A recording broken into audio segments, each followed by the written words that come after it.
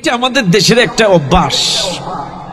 একটা মাহফিলে গেলে বিভিন্ন নিয়ত করে যায়, আমার তরিকার, আমার সিলসিলার, আমার কায়দার, আমার মতের, আমার পথের হয়নি, টুক করে উঠে চলে যায়। আসলে কোরআন কি নির্দিষ্ট কোনো দলের, নির্দিষ্ট কোনো গোষ্ঠীর, নির্দিষ্ট কোনো জাতির? কেউ যদি এরকম চিন্তা করে বসে কোরআনটা তাবলীগের, কোরআনটা আওয়ামী লীগের, কোরআনটা বিএনপি, কোরআনটা জাতীয় পার্টির, কোরআনটা সর্বনায়ন, এইরকম যদি মনে করে আমার গেছিলাম ওয়াজ শুনতে, কোনো জিকির ফিকিরের ওয়াজ হলো না, ও কি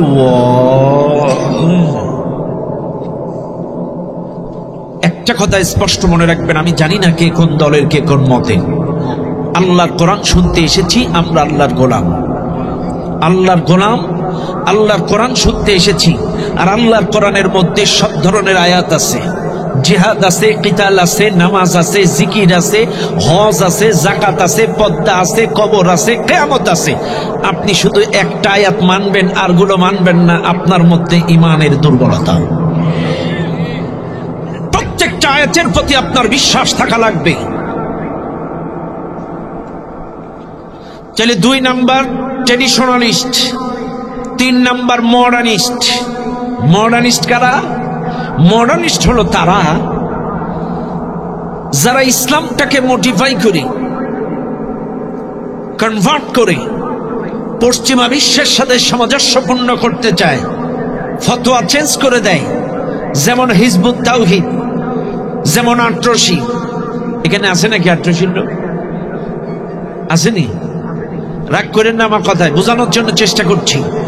আট্রসি, মাঝভান্ডারি, দেওয়ানবাগি, হিজবুত তাওহীদ, এগুলো দেখবেন এরা এমন এমন ফতোয়া দেয় যেটা শয়তানে শুনলেও লজ্জা পায়। এরা শরিয়াত রচনা করে। আমলাহুম শুরাকাউ শারাউ লাহুম মিনাদ-দীনি মা লাম ইয়াযাম বিহিল্লাহ। এমনও কিছু লোক আছে এরা শরিয়াত রচনা করে। খেয়াল করবেন ভালো করে ভাইরা আমার। এই মডার্নিস্ট হলো তারা যারা ইসলামটাকে পশ্চিমা বিশ্বের সাথে মিশাইয়া ইসলামটাকে আধুনিক বানাইতে চায়। হিজবুত তাওহীদের নামাজ দেখছেন আপনারা? আল্লাহু আকবার, শয়তানে শুনলেও লাফ দিয়ে ওঠে। এরপরে মাইজভান্ডারির মঈনুল ইসলাম, এর কাছে সাংবাদিক প্রশ্ন করেছে, কি ব্যাপার আপনারা গাঁজা খানা জিকির করেন কেন? তখন ও বলতেছে, দেখেন এটা তো আল্লাহর সৃষ্টি। ফাবিআইয়ি আলাই রাব্বিকুমা তুকাজ্জিবান, আল্লাহর কোন কোন নিয়ামতকে অস্বীকার করবা, কাজে এটা আল্লাহর সৃষ্টি, 2.5 গাওয়া জায়েজ। নাউজুবিল্লাহ। কত বড় বাটপার! এ আবার বলে আপনারা মেয়েদের দিকে তাকান, মেয়েদের নিয়ে পুরুষ মেয়ে জিকির করেন। তখন আবার কয় যে এটা তো শুকরিয়ার ব্যাপার, আল্লাহর নিয়ামত দেখবো আর শুকরিয়া আদায় করবো। কত বড় শয়তান! এরপরে হিজবুত তাওহীদের মহিলারাও ইমামতি করে। এদের সামনেও কিন্তু লোক আছে, তবে পশ্চিমা বিশ্ব মনে করে এরা আমাদের জন্য কল্যাণময়। এই যারা আধুনিক মডার্নিস্ট, এদেরকে আম পাবলিক এরা ভালোবাসে না, আমভাবে তাদের জনপ্রিয়তা নেই। তবে ইলেকট্রিক মিডিয়া, প্রিন্টিং মিডিয়া, বিভিন্ন মিডিয়ার মাধ্যমে এদের অর্থ দিয়ে প্রচার প্রসার বাড়াইতে হবে, যাতে মানুষের মধ্যে ডিভাইডেড সৃষ্টি করতে পারে। 4 নাম্বার সেকুলারিস্ট। এরা তো অলরেডি পশ্চিমা বিশ্বের পকেটে আছে, পশ্চিমা বিশ্বের কথায় ওঠে বসে। মুসলমানের ঘরে জন্ম, কিন্তু সারাটা জীবন ইসলামের বিরুদ্ধে অবস্থান তাদের। যেমন আমাদের হারপিক মজুমদার, চেনেন আপনারা? হারপিক মজুমদারের নাম শুনছেন না? না, নিজুম মজুমদার, ওটা চেঞ্জ হয়েছে, এখন হারপিক মজুমদার। হারপিক মজুমদার এত বড় বাটপার, মুসলমানের ঘরে জন্ম, অথচ একটা দিনও কোনো আলেম উলামা তার পক্ষে বলে নাই, আলেম উলামার পক্ষে একটি কথাও বলে নাই, কখনোই তারা ভালো হ্যাঁ। তবে একটা বক্তব্য আমি শুনেছিলাম তার জীবনে, এই বাংলাদেশে একজনের প্রশংসা করছে, সেটা গিয়াসউদ্দিন তাইনি।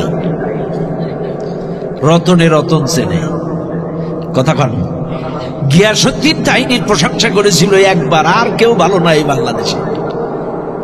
শাহরিয়ার কবির, এই আর এক নাস্তিক। দেখবেন টেলিভিশনের চ্যানেলগুলোতে বসে স্পষ্ট বলেছিল মাদ্রাসাগুলোতে ইসলাম শিক্ষা হয় না, জঙ্গি শিক্ষা দেওয়া হয়। বলেছিল না? করেছে। বারামান, এই জন্য আসুন, আমেরিকার এই গবেষণা পরিষদ, থিঙ্ক ট্যাঙ্ক র্যান্ড কর্পোরেশনের গবেষণা পরিষদের বেরিয়ে এসেছে, তারা বের করেছে বাংলাদেশে 4 প্রকার মুসলিম। আসলে মুসলমান কয় রকম হওয়া উচিত? আরো জোরে বলেন, আরো জোরে। আমাদের মুখেও যা, অন্তরেও তাই। আমাদের ভেতর বাহির 2 রকম হবে না, এক হওয়া লাগবে। দ্বিমুখী চরিত্র মুসলমান হতে পারে যদি আমরা এক হতে পারি, ইনশাআল্লাহ আগামীর বিজয় কোরআনের বিজয়। কথা কন ঠিক না বেঠিক? আসেন, ভূমিকায় আর কথা নয়, আমরা আলোচনায় চলে যাই। আমার সঙ্গে স্বতঃস্ফূর্তভাবে সবাই তেলাওয়াত করেন।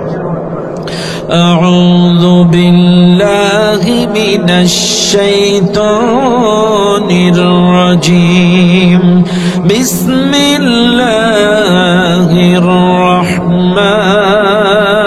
الرحمن الرحيم إن الله عنده علم الساعة وينزل الغيث ويعلم ما في الأرحام وما تدري نفس ماذا تكسب غدا وما تدري نفس بأي أرض تموت إن الله عليم خبير صدق الله العظيم। সূরাটির নাম লুকমান, নাজিল হয়েছে মক্কায়। মোট আয়াত সংখ্যা 34, রুকু সংখ্যা 4। এই সূরাটার 34 নম্বর আয়াত আমি আপনাদের সামনে তেলাওয়াত করেছি। এই আয়াতটি নাজিল হওয়ার কারণ, রাসূলুল্লাহ সাল্লাল্লাহু আলাইহি ওয়াসাল্লামের একজন গ্রামীণ অঞ্চলের সাহাবী, প্রত্যন্ত অঞ্চলের সাহাবী নবীজির খেদমতে এসে কয়েকটি প্রশ্ন করেছিলেন। হুজুর, আমি আপনাকে কয়েকটি প্রশ্ন করতে চাই। কি প্রশ্ন? 1 নম্বর প্রশ্ন, কিয়ামত কখন হবে, কোন দিন হবে? 2 নম্বর প্রশ্ন, কখন কোথায় বৃষ্টি বর্ষণ হবে? 3 নম্বর প্রশ্ন, আমার স্ত্রীকে গর্ভবতী অবস্থায় বাসায় রেখে এসেছি, তার গর্ভে যে বাচ্চাটা আছে ছেলে না মেয়ে বলেন? 4 নম্বর প্রশ্ন, আমি আগামীকাল কই যাব, কি খাবো, আমার রিজিকে কি লেখা আছে বলেন? 5 নম্বর প্রশ্ন, আমার জন্ম হয়েছে কোন জায়গায় আমি জানি, কিন্তু আমার মৃত্যুটা কোথায়, কোন অবস্থায় লেখা আছে, আপনি একটু বলে দেন। কয়টা প্রশ্ন? কয়টা? 5টা। এই 5টা প্রশ্ন যখন করছে, সাথে সাথে আল্লাহর পক্ষ থেকে এই আয়াতটা নবীজির কাছে নাজিল হয়েছে। আল্লাহ পাক 5টা প্রশ্নের জবাব দিলেন এই আয়াতের মাধ্যমে। একটা একটা করে 5টা প্রশ্নের জবাব দিয়েছেন। إن الله عنده علم الساعة وينزل الغيث ويعلم ما في الأرحام وما تدري نفس ماذا تكسب غدا وما تدري نفس بأي أرض تموت। 5টা প্রশ্নের জবাব দিলেন আল্লাহ পাকের নবী কোরআনের আয়াত সূরা লুকমানের 34 নম্বর আয়াত দ্বারা। ভালো করে মনে রাখবেন, এখানে 5টা প্রশ্ন জবাব দিলেন, কিন্তু আজকে আমি একটু উল্টা সাইড দিয়ে বোঝানোর চেষ্টা করি। 1 নম্বর প্রশ্ন ছিল কিয়ামত কখন হবে, কোন দিন হবে, কোন সময় হবে। আর লাস্ট নাম্বার প্রশ্ন ছিল কার মৃত্যু কখন, কোন জায়গায়, কোন অবস্থায় হবে। আসেন আমি শেষের দিক থেকে আপনাদেরকে একটু বোঝানোর চেষ্টা করি। মুসলমান, এই মাহফিলে যারা আছেন, মরা কি লাগবে কি লাগবে না? লাগবে, লাগবে, সবার লাগবে, সন্দেহ আছে? আল্লাহর কোরআন, ওয়ামা তাদরি নাফসুম বিআইয়ি আরদিন তামুত। আল্লাহ পাকের নবীর কাছে প্রশ্ন করেছিল, ইয়া রাসূলুল্লাহ, আপনি বলেন আমার জন্ম হইছে কোন জায়গায় আমি জানি, আমার জন্ম কোথায় আমি জানি, কিন্তু মৃত্যুটা কোন অবস্থায়, কোন হালতে, কোন জায়গায় হবে আপনি বলে দেন। সঙ্গে সঙ্গে আল্লাহ পাকের নবী কোরআন দিয়ে জবাব দিলেন, ওয়ামা তাদরি নাফসুম বিআইয়ি আরদিন তামুত। কার মৃত্যু কখন, কোন জায়গায়, কোন অবস্থায় হবে আল্লাহ ছাড়া কেউ জানে না। আপনার জন্ম নড়াই নড়াইলে হতে পারে মৃত্যুটা রাজধানী ঢাকাতে লেখা থাকতে পারে, জন্মটা নড়াইলে হতে পারে মৃত্যুটা আপনার সৌদি আরবে লেখা থাকতে পারে, জন্মটা আপনার এই নড়াইলের মাটিতে হতে পারে, মৃত্যুটা গোপালগঞ্জের রাস্তায় রোড অ্যাক্সিডেন্টেও হয়ে যেতে পারে, জন্মটা আপনার নড়াইলে হতে পারে, মৃত্যুটা আপনার পদ্মা সেতুর উপরে হয়ে যেতে পারে। কার মৃত্যু কখন কোন জায়গায় কোন অবস্থায় হবে এই দুনিয়ার কোনো মানুষ বলতে পারে না।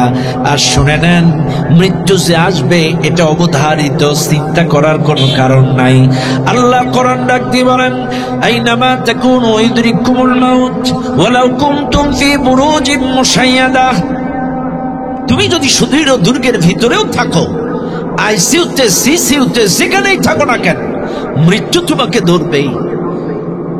ইযা জা আজালুহুম লা ইস্তাখিরুনা সাআতান ওয়া লা ইস্তাকদিমুন।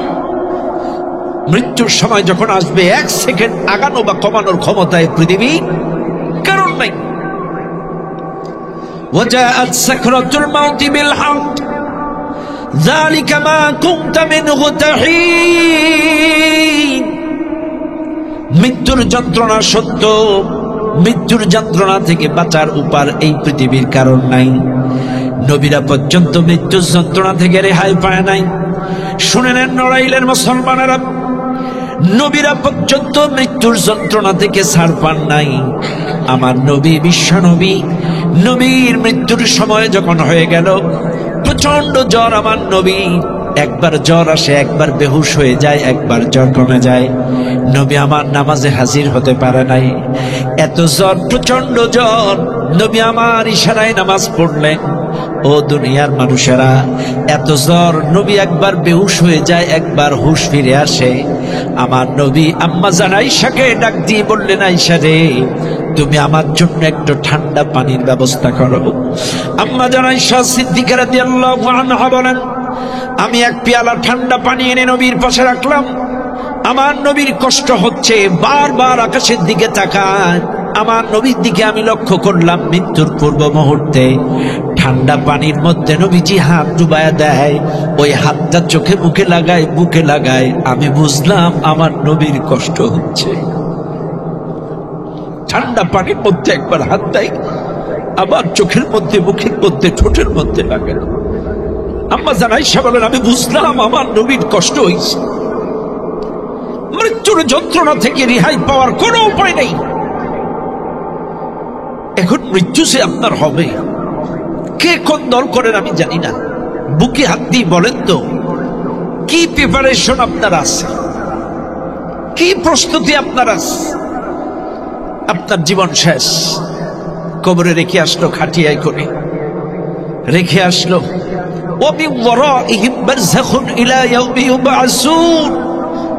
কিয়ামত পর্যন্ত আপনাকে কবরে থাকা লাগবে। মাটি চাপা দিয়ে যখন রেখে আসবে, দুইজন ফেরেশতা চলে আসবে, এসে আপনাকে তুলবেন। উঠানোর পরে আপনার একটা পরীক্ষা হবে প্র্যাকটিক্যালি।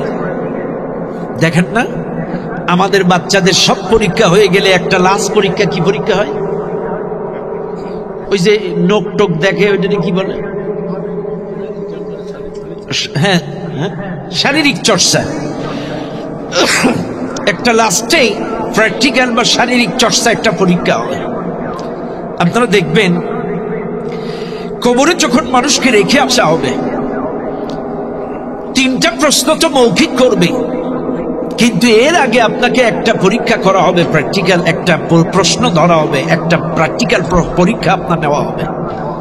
আপনার মাটি রাত 10টায় হোক, রাত 12টায় হোক, রাত 3টায় হোক, সকাল 10টায় হোক, আর দুপুর 1টায় হোক, যখনই আপনাকে কবরে মাটি চাপা দিবে আর ফেরেশতারা যখন আপনাকে উঠাবে, ওই সময়টাকে আসর টু মাগরিবের মাঝখান বরাবর রাখা হবে। যখনই মাটি দিক, রাত 12টায় মাটি দিলেও আসর টু মাগরিব, সকাল 10টায় মাটি দিলেও আসর টু মাগরিব। আপনাকে যখন ফেরেশতারা এসে তুলবে, ওইটা আপনার সূর্যটা পশ্চিম আকাশে, মাগরিব এবং আসরের মাঝখানে সূর্যটা যেমন পশ্চিম আকাশে ডুবন্ত থাকে, ঠিক ওই মুহূর্তে আপনাকে তোলা হবে। তখন আপনি যদি প্রকৃত অর্থে নামাজি হয়ে থাকেন, ফেরেশতারা বলবে, তোমার রব কে? এ কথা বলার আগে যখনই তুলবে, কথা বলতে চাইবে, তখন আপনি যদি নামাজি হন, ফেরেশতাদের বলবেন, ফেরেশতা এই তোমাদের প্রশ্নের সব জবাব পরে, ওই যে সূর্য ডুবে যাচ্ছে, আমার একটু পানি দাও, আমি আসরের নামাজটা পড়ে নেই, আমাকে একটু পানি দাও। দেখবেন অনেক জায়গায় অফিসে লোক নিয়োগ দেওয়ার আগে অফিসের বসেরা কিন্তু সাধারণ কলিগ সেজে যারা ইন্টারভিউ দিতে আসে ওদের ভেতরে এসে একটু মন মানসিকতা বোঝার চেষ্টা করে যে আসলে সে কিরকম, সৎ নাকি অসৎ, তার মাইন্ডটা চেনা বোঝার চেষ্টা করে। ছদ্মবেশে আসে না অনেক সময়।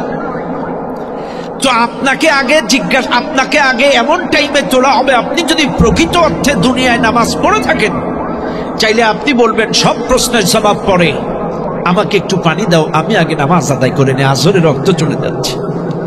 যদি আপনি এই প্র্যাকটিক্যালিতে পাস করেন, চাইলে আপনার সব প্রশ্নের জবাব সহজ করে দিবেন কে? আরো জোরে বলেন কে?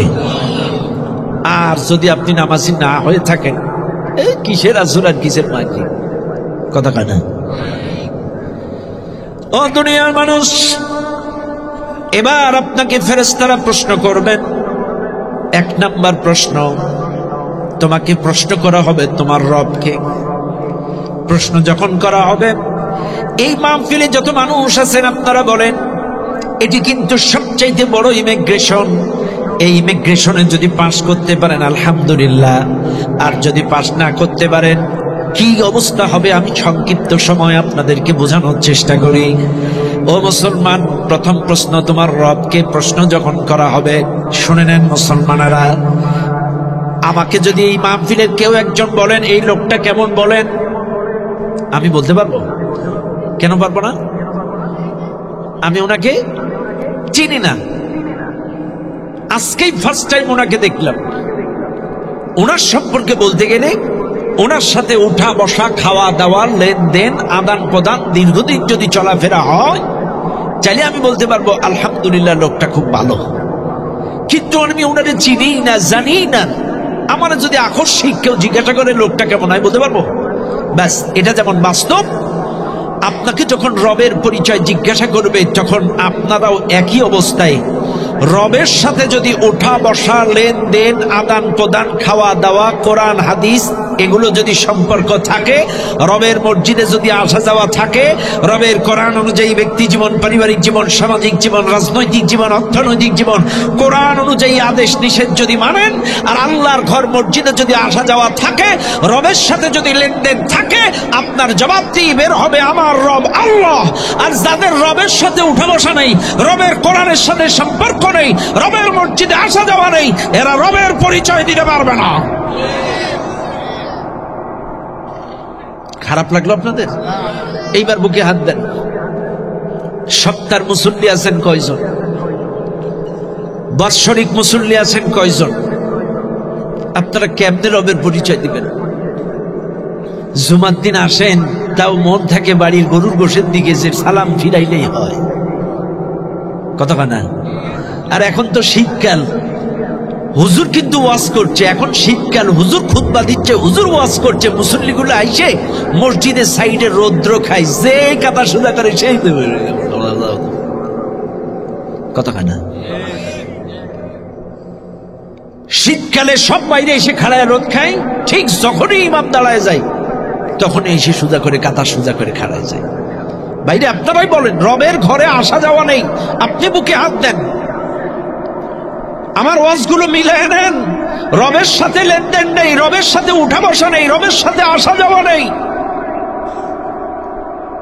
তাহলে আপনি কেমনে রবের পরিচয় বলবেন? আপনি বাথরুমে ঢোকার দোয়া জানেন না, আপনি মসজিদে ঢোকার দোয়া জানেন না, আপনি ওযুর ফরজ, গোসলের ফরজ জানেন না, আপনি রবের পরিচয়ই জানেন না, রবের বড়ত্ব জানেন না, রবের গুরুত্ব জানেন না। কোরআন অনুযায়ী আপনার কোনো কর্মকাণ্ড নেই। কোরআন দিয়ে ব্যক্তি জীবন, পারিবারিক জীবন, সামাজিক জীবন, রাজনৈতিক জীবন। আপনি যদি রবের বান্দা নিজেকে দাবি করেন, দাবি করলে তো হবে না, বাস্তবে আপনি আল্লাহর বান্দা কিনা বোঝেন। আরে আওয়ামী লীগ যারা করে ওরা নিমুখ হারাম না। আওয়ামী লীগের নীতিমালা সমাজে রাষ্ট্রে কায়েমের চেষ্টা করেছে। ওরা বিএমপি যারা, ওরাও বেঈমান না। ওরা বিএমপির নীতিমালা রুলস রেজুলেশন সমাজে রাষ্ট্রে কায়েমের চেষ্টা করে। জাতীয় পার্টি যারা, ওরা বেঈমান না। জাতীয় পার্টির নীতিমালা রুলস রেজুলেশন সমাজে রাষ্ট্রে কায়েমের চেষ্টা করে। কিন্তু আপনারা যারা বলেন আমরা আল্লাহর বান্দা, আল্লাহর কোরআনের আইন কায়েমের জন্য কোন ভূমিকা আপনি পালন করেছেন? বিএনপি তো বিএনপির নীতিমালা কায়েমের চেষ্টা করে, জাতীয় পার্টি জাতীয় পার্টির নীতিমালা কায়েমের চেষ্টা করে, আওয়ামী লীগ আওয়ামী লীগের নীতিমালা কায়েমের চেষ্টা করে। আপনারা আল্লাহর বান্দা পরিচয় দেন, অথচ আল্লাহর রুলস, আল্লাহর রেজুলেশন, কোরআনের নীতিমালা, কোরআনের আইন এটা কায়েমের কোন ভূমিকা রেখেছেন? কি করেছেন আপনি আল্লাহর কোরআনী শাসন প্রতিষ্ঠার জন্য? কি জবাব দেবেন? কোনো ভূমিকা নাই, কোনো ভূমিকা নাই। আজকে এই মাহফিলে যারা আছে আপনাদেরকেই বলছি, রবের সাথে যদি ওঠা বসা লেনদেন না থাকে, আসা যাওয়া না থাকে, এখানে ম্যাক্সিমাম বাৎসরিক আর সাপ্তাহিক মুসল্লি। আমার কথা রাগ করেন না, কষ্ট নিয়েন না, আপনাদেরকে বোঝাচ্ছি। আপনার বাড়ি মা যখন রান্না করে, আপনার স্ত্রী যখন রান্না করে, 5টা মিনিট চুলায় হাত রাখতে পারবেন? এ কথা কোন পারবেন? পারবেন? 5টা মিনিট আপনার মায়ের, আপনার স্ত্রী চুলার মধ্যে হাত ঢুকায় রাখতে পারেন না। ছেলে 1 ওয়াক্ত নামাজ কাজা করলে জাহান্নামের মধ্যে কতক্ষণ জ্বলা লাগবে? হ্যাঁ, 2 লক্ষ। আচ্ছা, তাই যদি হয়, আপনি কিন্তু 5 মিনিট আপনার মায়ের চুলায় হাত রাখতে পারবেন না। চাইলে 1 ওয়াক্ত নামাজ কাজা করলে যদি এতদিন জাহান্নামে থাকা লাগে, চাইলে বুকে হাত দেন, আপনি কয় ওয়াক্ত নামাজ কাজা করছেন? এতদিন আপনার হিসাব কোন ক্যালকুলেটরে বাই করবেন? কোন ক্যালকুলেটরে বার করবেন? আপনার নামাজ ফরজ হয়েছে কবে? আপনার নামাজ ফরজ হওয়ার আগ থেকে আজকে আপনার বয়স 30, আপনার বয়স 25, আপনার বয়স 22, আপনার বয়স 40। আপনি বুকে হাত দিয়ে বলেন কত ওয়াক্ত নামাজ কাজা করেছেন? 1 ওয়াক্ত নামাজের জন্য যদি 2 কোটি বা 2,88,000 বছর চলা লাগে, চাইলে আপনি কত ওয়াক্ত কাজা করেছেন এই হিসাব কি দিয়ে বাই করবেন? কি দিয়ে বাই করবেন?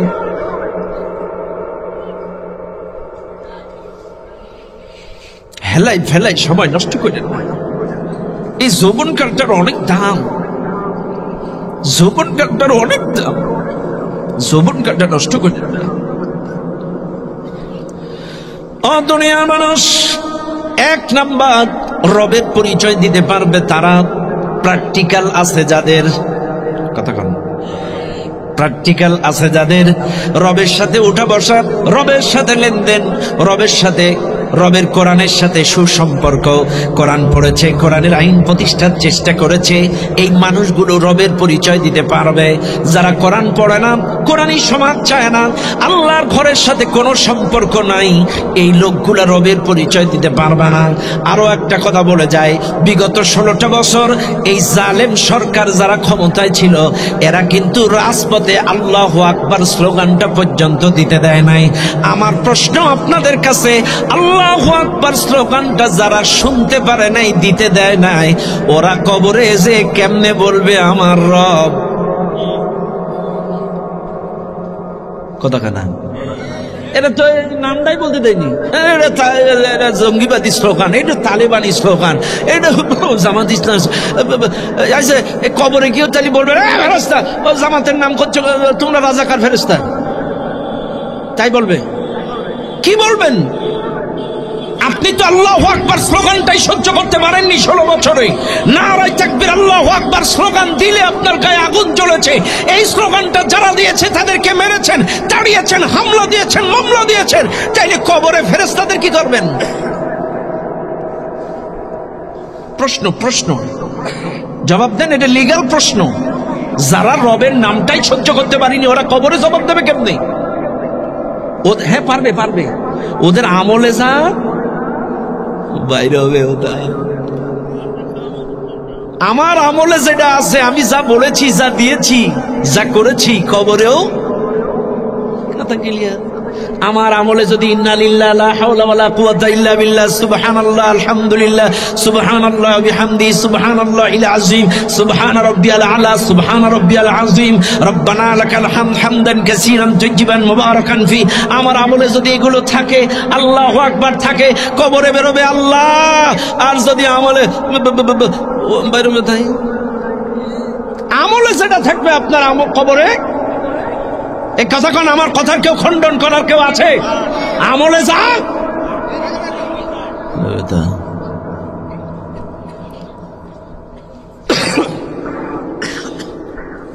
2 নম্বর প্রশ্ন, তোমার দিন কি? দিন প্রশ্ন যখন যদি আপনাকে করা হয়, এইবার আপনারা এবার ভালো করে বুঝবেন। 2 নম্বর কবরে তোমাকে প্রশ্ন করা হবে তোমার দিন কি। এইবার আপনারা বলেন দিন কি? আরো জোরে কোন, আরো জোরে কোন। কিন্তু ইসলাম নামটা শুনলে গায়ে জ্বলে কাদের? জ্বলে কথা।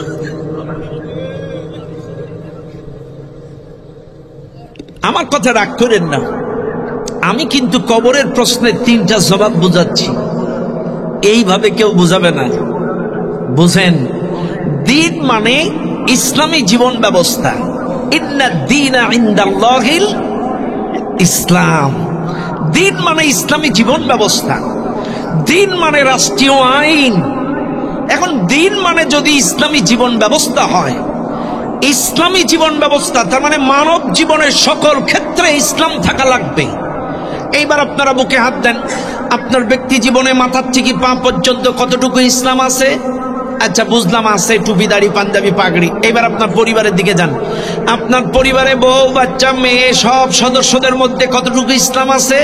আচ্ছা তাও আছে বুঝলাম। এইবার আসেন আপনার অর্থনৈতিক জীবনে কতটুকু ইসলাম আছে? আচ্ছা আছে তাও বুঝলাম। এইবার আপনি যে রাজনীতিটা করেন, এই রাজনীতির মধ্যে এবার নেই মনে হয়। কিন্তু আল্লাহ বলছে ইন্না দীনা ইনদাল্লাহিল ইসলাম, ইসলামিক জীবন ব্যবস্থা আল্লাহর কাছে মনোনীত দিন হচ্ছে কি? এটা কিন্তু আল্লাহ বলছে, আমি বলছি না। চাইলে এইবার আপনারা বলেন, আপনার গোটা জিন্দেগিতে ইসলাম নেই, শুধু দাড়িতে টুপিতে পাঞ্জাবিতে জুব্বা ইসলাম, মসজিদে ইসলাম, মাদ্রাসায় ইসলাম, অর্থনীতিতে ইসলাম নেই, রাজনীতিতে ইসলাম নেই, পরিবার নীতিতে ইসলাম নেই, শিক্ষানীতিতে ইসলাম নেই, গোটা জিন্দেগিতে ইসলাম নেই। আপনারা আমার কথা রাগ করেন না। 24 সালের প্রথমে এই জালেম সরকার ভারতের কাছ থেকে 35,000 কোটি টাকা দিয়ে বই ছাপিয়ে নিয়ে এসেছে। 35,000 কোটি টাকা দিয়ে বই ছাপিয়ে এনেছে। ওই শিক্ষা ব্যবস্থার মধ্যে, পাঠ্যপুস্তকের মধ্যে প্রতিমার ছবি ছিল, সমকামিতার কাহিনী ছিল। ওই বইয়ের মধ্যে, দাখিল মাদ্রাসার বইয়ের মধ্যে ঢোল তবলার ছবি ছিল, নৃত্য গানের ছবি ছিল, কতগুলো ছবি ছিল। আপনারা বলেন, শুধু তো নামাজ রোজা জিকির করেছেন। এই নাস্তিক্যবাদী শিক্ষা ব্যবস্থার বিরুদ্ধে কয়জন প্রতিবাদ করেছেন?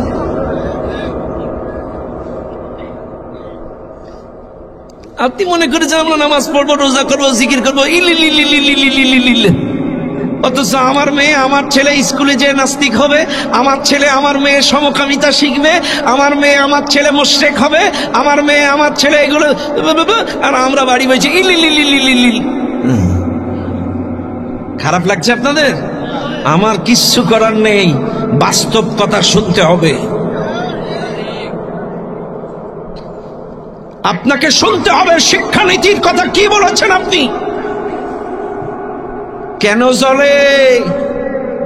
এখন শিক্ষা উপদেষ্টা ঘোষণা দিয়েছে আমরা এবছর আর বই মামুদের দেশ থেকে ছাপাবো না, এই জন্য ওদের জ্বলে। নইলে আমার দেশ নিয়ে ওদের এত মাথা ব্যথা কেন? আমার দেশ আমি কেমনে চালাবো সেটা আমাদের ব্যাপার। আমার দেশ আমরা কেমনে চালাবো এটা আমাদের ব্যাপার। তো ওদের এত মাথা ব্যথা কেন? হ্যাঁ মাথা ব্যথা থাকতে পারে, কারণ কি? কোরআন বলে ওয়ালান তারদা আনকাল ইয়াহুদ ওয়ালান নাসারা হাত্তা তাত্তাবিআ মিল্লাতাহুম। আল্লাহ কোরআন বলে যখন মুসলমানেরা ইহুদি খ্রিস্টান বেজাতিদের ইত্তেবা অনুসরণ অনুকরণ ছেড়ে দেয়, ওদের ইত্তেবা ছেড়ে দেয়, অর্থনীতিতে ইত্তেবা করে না, রাজনীতিতে ইত্তেবা করে না, শিক্ষানীতিতে ইত্তেবা করে না, গোটা সমাজ পরিচালনায় যখন তাদের ইত্তেবা ছেড়ে দেয় তখনই তারা বিরোধিতা করে।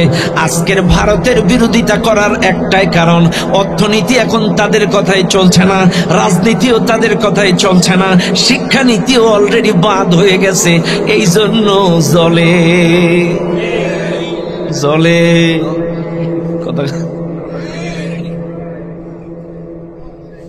কথা কন। খারাপ লাগছে আপনাদের? আমার কথা রাগ করেন না বাপ, এটা কোরআনের কথা। এটা কিসের কথা? কোরআন বলছে যখন আপনারা ওদের ইত্তেবা ছেড়ে দেবেন, কারণ আগের যিনি ছিলেন উনি তো ওই জায়গার প্রোডাক্ট, ওনাদের ইত্তেবা করত, এই জন্য কোনো আপত্তি ছিল না। কিন্তু এখন আর ইত্তেবা হচ্ছে না সবকিছুতে। অলরেডি এই যে কয়দিন আগে বিদেশ সচিব ওনাদের দেশের উনি যখন আসলেন, স্পষ্ট কথা বলেছে আমাদের উপদেষ্টারা, এটা আমাদের আভ্যন্তরীণ ব্যাপার, নাক না গলালেও চলবে। এই তো বাবের বেড়ার মতো কথা হয়েছে। স্বাধীন দেশের বক্তব্য তো এরকমই হবে। কেন? হ্যাঁ, পররাষ্ট্রনীতি ছাড়া একটা দেশ চলতে পারে না, পররাষ্ট্রনীতি লাগবে। তাই বলে প্রভু আর কৃতদাসের মতো না, বন্ধুত্ব হবে যতটুকু দরকার ততটুকু। প্রভুর সম্পর্ক আর তোমাদের সাথে হবে না। আজকে আমাদের কয় সংখ্যালঘু নির্যাতন, আন্দাজ পাও না। এই বাংলাদেশে একটা জায়গা দেখাও যে আমরা মন্দির ভেঙে মসজিদ বানাইছি, একটা জায়গা দেখাও। আমি আশ্চর্য হয়ে যাই। সৌদি আরব, দুবাই, কাতার, মিশর, গোটা পৃথিবীর সকল দেশ,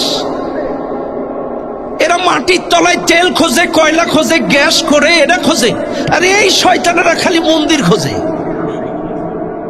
কথা কানা? হ্যাঁ, গোটা পৃথিবী তেল খোঁজে, কয়লা খোঁজে, স্বর্ণ খোঁজে, ইউরেনিয়াম খোঁজে, আর এরা খালি মসজিদের তলায়। তাও কথা কোন ঠিক না ঠিক? কাজে আমরা বিশ্বাস করেন এই নড়াইলে অসংখ্য হিন্দু ভাইরা আছে। আমরা মসজিদের পাশে মন্দির, মন্দিরের পাশে মসজিদ, কোনদিন তাদের পূজায় বাধা দেয়নি, তাদের রীতিনীতিতে কখনো বাধা দেয়নি, কোন মন্দির ভেঙে মসজিদ বানায়নি। চাইলে কেন তোমরা মিথ্যা অপপ্রচার চালিয়ে আমাদের মধ্যে সাম্প্রদায়িক দাঙ্গা বাঁধানোর চেষ্টা করছো? বিশ্বাস করেন, আমি ভারতের বহু রাজ্যে ঘুরেছি, আল্লাহর কসম কেটে বলছি, ভারতের হিন্দুদের চাইতে বাংলাদেশের হিন্দুরা 1000 গুণ ভালো আছে। আমরা মিলেমিশে থাকি, কোনো সমস্যা নাই। আমার দেশ আপনার দেশে, দেশটাকে সুন্দর করে গড়ব। তবে ওই জালেমদের পাতানো ফাঁদে পা দেবেন না। আপনাদেরকে বলছি, ওই জালেমদের পাতানো ফাঁদে পা দিয়ে আপনারা রাজপথে নামবেন, এদেশটাকে ফাসাদ করার চেষ্টা করবেন, এদেশের শান্তি নষ্ট করার চেষ্টা করবেন, স্বাধীনতা সার্বভৌমত্ব নষ্ট করার চেষ্টা করবেন। আপনারা কিন্তু মাত্র 5%, আমরা 90%। 5% হিন্দু হয়ে 90% মুসলমানের দেশে দাদাগিরি চালালে আমরা কিন্তু সেটা মেনে নেব না। আমরা সবাই মিলেমিশে থাকবো, দেশটাকে সুন্দর করব, কারোর সাথে কোনো ভেদাভেদ নাই। এই দেশটাকে অশান্ত করার চেষ্টা করবেন না। কথা ঠিক না বেঠিক? আমার খারাপ লাগতেছে না তো? মনে রাখবেন। তাইলে আমি বলছিলাম দিন। 2 নম্বর প্রশ্ন যখন করবে তোমার দিন কি, আমি আবারও বলছি শুনে নেন মুসলমানেরা, দিন মানে রাষ্ট্রীয় আইন, দিন মানে হচ্ছে ইসলামী জীবন ব্যবস্থা। মানব জীবনের সব ক্ষেত্রে সব জায়গায় ইসলাম থাকা লাগবে। অর্থনীতিতে ইসলাম, রাজনীতিতে ইসলাম, পরিবার নীতিতে ইসলাম, শিক্ষানীতিতে ইসলাম, সংস্কৃতিতে ইসলাম। গোটা জিন্দেগিতে যদি আপনার ইসলাম থাকে, আপনি বুক ফুলাইয়া জবাব দিতে পারবেন আমার দিন।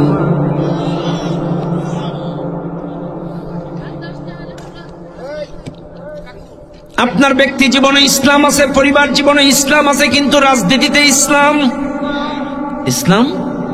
আসেনি।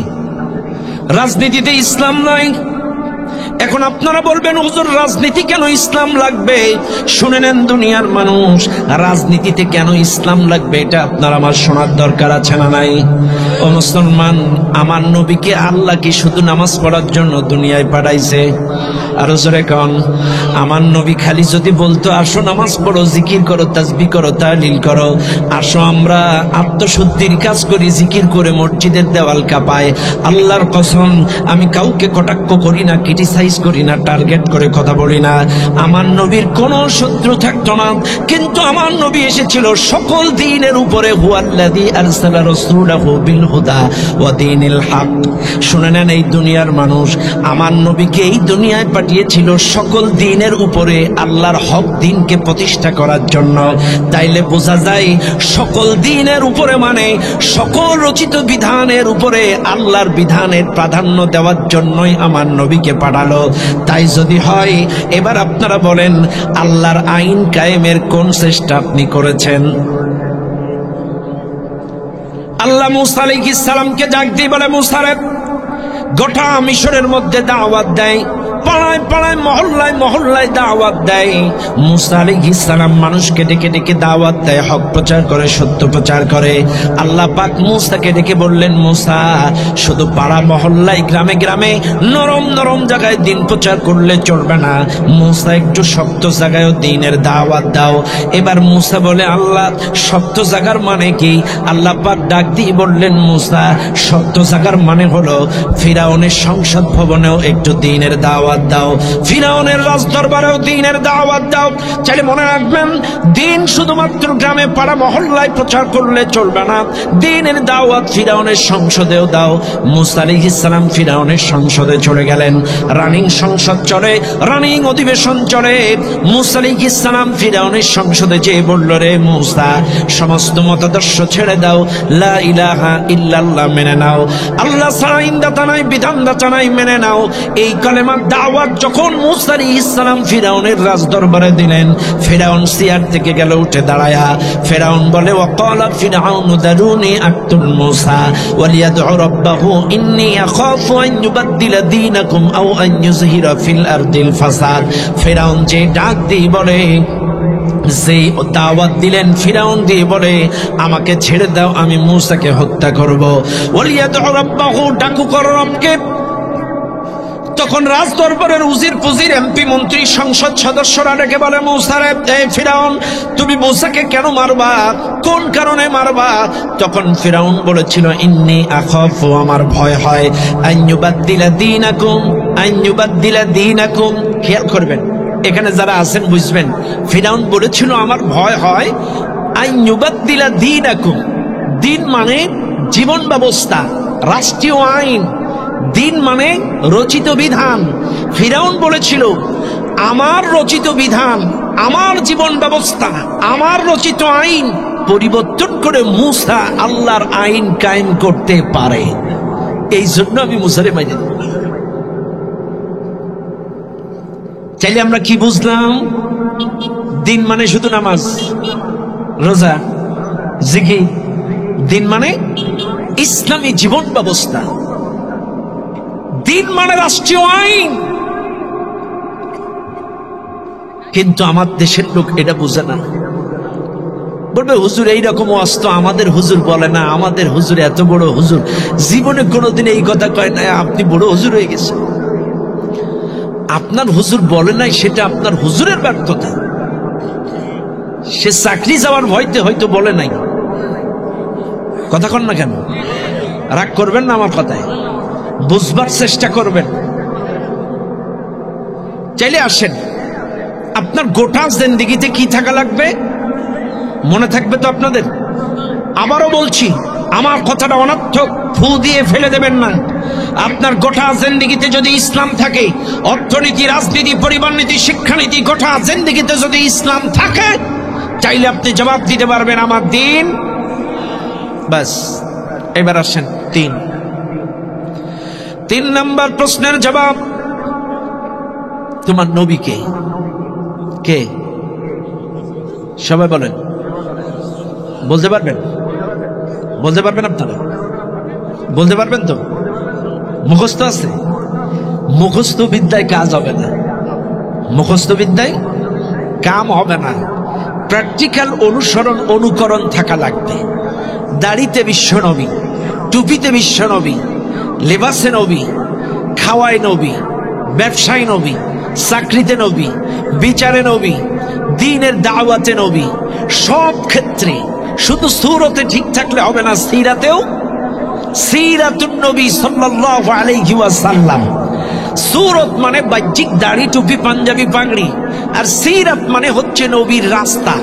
চাইলে আমার নবী কোন রাস্তায় মার খাইলো, কোন রাস্তায় দিন প্রচার করলো, কাদের কাছে দিন প্রচার করলো, কি কৌশলে দিন প্রচার করলো, কোন কায়দায় শিয়াবে আবি তালিবের জেলখানায় গেল, কোন কায়দায় তিনি মক্কার থেকে মদিনায় গেল, কেমনে তিনি মক্কার থেকে মদিনায় যে উহুদ বদর খন্দক লড়াই করে রাষ্ট্রীয়ভাবে এই চেয়ারটা দখল করে কোরআনী শাসন প্রতিষ্ঠা করলো।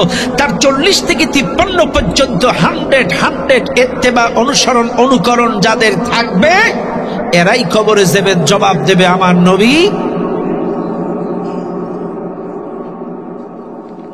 কিন্তু এটা অনেকে কিন্তু বুঝে না।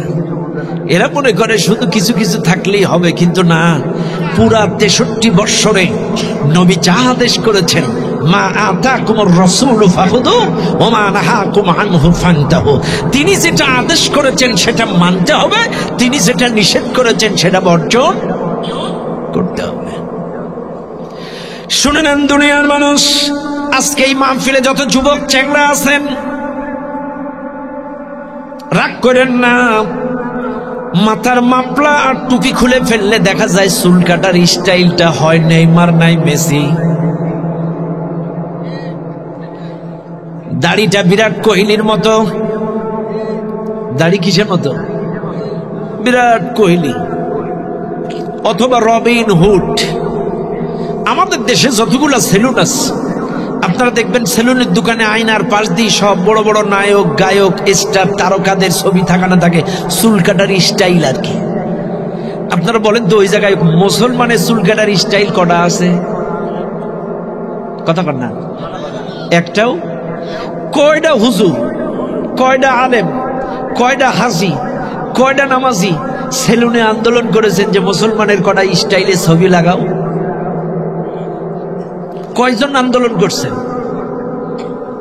আমার ছেলে আপনার ছেলে, আপনি হাজি আমি আলেম, আমার ছেলেরাই ওই সেলুনে যে এইগুলো দেখে ওইটা দাও হিসাব করে দেখা যায় ওইটাই সে নেইমার, ওইটাই অ্যান্ড্রু রাসেল, ওটাই মেসি।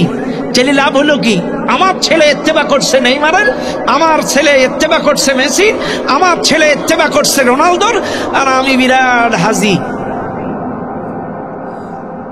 খারাপ লাগছে আপনাদের? ইত্তেবা অনুসরণ অনুকরণ 100% রাসূলুল্লাহর হওয়া লাগবে। যদি থাকে তাইলে আপনি জবাব দেবেন আমার নবী মুহাম্মদুর রাসূলুল্লাহ সাল্লাল্লাহু আলাইহি ওয়াসাল্লাম। শুনে নেন আজকের এই মাহফিলের জনগণ, যেই কথা আমি আপনাদেরকে বোঝানোর চেষ্টা করছি, 3টা প্রশ্নের জবাব যদি সহজে আপনারা দিতে পারেন কপাল ভালো। ইন্নাল আবরার লাফি নাঈম। সওয়াল জবাব যদি সহজে দিতে পারেন, আপনাকে নিয়ে সুন্দর করে জান্নাতের একটা স্টেশন, প্রাথমিক স্টেশন, এই স্টেশনে রাখা হবে ভিআইপি স্টেশন। দেখবেন ট্রেন স্টেশনে দেখবেন ওখানে ক্যাবিন থাকে, ভিআইপিদের একটা ক্যাবিন থাকে, নরমাল লোকজনের একটা ক্যাবিন থাকে। ভিআইপি ক্যাবিনের মধ্যে এসি আছে, সোফা সেট আছে, ভালো ভালো সুন্দর সরঞ্জাম, আবার তাদের জন্য চার ব্যবস্থাও আছে, কোল্ড ড্রিঙ্কসের ব্যবস্থাও আছে। বিমানবন্দরেও ভিআইপিদের আলাদা আলাদা স্টেশন আছে। শুনে নেন দুনিয়ার মানুষ, আপনি যদি কবরের জবাব 3টার প্রশ্নের জবাব যদি সহজে দিতে পারেন, আপনাকে ইল্লিনে নেওয়া হবে। আপনাকে ইল্লিনে নিয়ে কিয়ামত পর্যন্ত স্টেশনে অপেক্ষা করা লাগবে। ওই স্টেশনে জান্নাতের নাজ নিয়ামত, যত নাজ নিয়ামত সুবাতাস, ওখান থেকে আপনার কবরের সাথে একটা সুড়ঙ্গ করে দেওয়া হবে। আপনি সব সুবাতাস নাজ নিয়ামত সেখানের মধ্যে আমার মুসলমানেরা স্টেশনের মধ্যে পেয়ে যাবেন। আর যদি সওয়াল জবাব দিতে না পারেন, ওয়া ইন্নাল ফুজ্জার লাফি জাহিম, সওয়াল জবাব যদি দিতে না পারেন, প্রশ্নের জবাব যদি আপনার জবান দিয়ে না বের হয়, আপনাকে জাহান্নামের একটা স্টেশন গর্ত প্রাথমিক স্টেপে আপনাকে সেখানে রাখা হবে। এই জায়গায় জাহান্নামের আযাব, গন্ধ, যত ওই গরম আযাব গজবের যত যা কিছু আছে সরঞ্জাম সব এখানে আপনার জন্য ব্যবস্থা করা হবে। শুধু তাই নাই, এই সিজ্জিনের ভেতরে, ওই সিজ্জিনের ভেতরে এক একটা কবরবাসীর জন্য 99টা সাপ বাজেট করা হবে। কয়টা? কয়টা? এই মাহফিলে এমন লোক আছেন, এই রাস্তা দিয়ে কোনো সাপ গেলে এই রাস্তা দিয়ে আর যান না, বাড়ির পেছনে কোনো সাপ দেখলে ওই রাস্তায় আর চলেন না। কিন্তু শুনে নেন, আপনাদেরকে স্পষ্ট ভাষায় বলে যায়, কবরের মধ্যে আপনার জন্য 99টা সাপ বরাদ্দ করা হবে। যদি সওয়াল জবাব দিতে না পারেন, 99টা সাপ, এই সাপের নাম হবে তিন্নিন। এক একটা সাপের 7টা করে মাথা, 99টা সাপ আপনার কবরের মধ্যে বরাদ্দ করা হবে। ও মুসলমান, সাপ দেখলে কত ভয় পাও, সাপ দেখলে কত লাভ দাও। এক একটা সাপের 7টা করে মাথা, 99টা সাপ তোমার কবরে।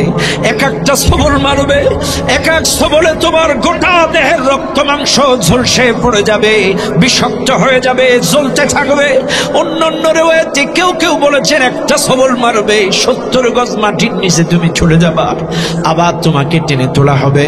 ও মুসলমান, এইবার বুকে হাত দেন, কিয়ামত পর্যন্ত আপনাকে এইভাবে দংশন করবে, এইভাবে কবরের আযাব তোমাকে দেওয়া হবে। শুনে নাও দুনিয়ার মানুষ, যদি আমল ভালো হয়, সওয়াল জবাব যদি দিতে পারো, কিয়ামত পর্যন্ত তোমাকে মেহমানদারি আপ্যায়ন করা হবে। জান্নাতের সুবাতাস তুমি ইল্লিনের ভেতরে ওই স্টেশনের মধ্যে পেয়ে যাবা। আর যদি আমল খারাপ হয়, সওয়াল জবাব যদি প্র্যাকটিক্যাল না থাকে, কিয়ামত পর্যন্ত তোমাকে দংশন করতে থাকবে। ভাইরা আমার, আল্লাহর কোরআন বলে, ওয়ামিন ওয়ারাইহিম বারযাখুন ইলা ইয়াউমি ইউবআসুন, কিয়ামত পর্যন্ত থাকা লাগবে। এবার কিয়ামতের ফুৎকার যখন আসবে, শুনে নেন এই মাহফিলের জনগণ, কিয়ামতের ফুৎকার যখন আসবে, আল্লাহ পাক ইসরাফিল আলাইহিস সালামকে ডেকে বলবেন, মনে রাখবেন মুসলমানেরা, কারণ কোরআন কিন্তু বলেছিলাম 5টা প্রশ্ন করেছিল হারেস ইবনে হাফসা নামের সাহাবী। 1 নাম্বার প্রশ্ন ছিল কিয়ামত কখন হবে, কোন দিন হবে, কোন সময় হবে, এই প্রশ্ন করেছিল। একটু টান দেন এখান থেকে। 1 নাম্বার প্রশ্ন ছিল কিয়ামত কখন হবে, কোন দিন হবে, কোন সময় হবে।